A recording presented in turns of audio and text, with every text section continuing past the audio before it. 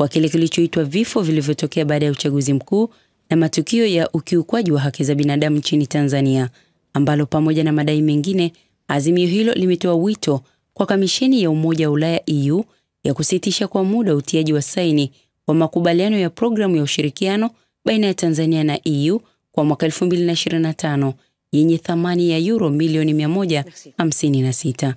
Kwa mujibu wa Waziri wa Mambo ya Nje na Ushirikiano wa Afrika Mashariki, Thabiti Kombo, fedha ambazo Tanzania ilikuwa inanufaika nazo ni 10% pekee, ambazo zilikuwa zikitumika katika miradi mitatu ambayo serikali ina uwezo wa kutumia fedha za ndani katika kuigharamia, na kwamba azimio hilo lipo katika hatua ya awali, halijapitishwa kwa utekelezaji.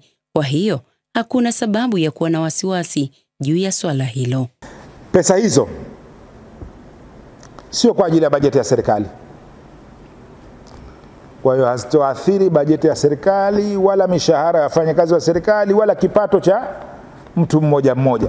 Kwa hiyo jumla milioni 138.6, 90% inakwenda kwao, 10% inakuja Tanzania katika hizo wizara tatu nilizotaja.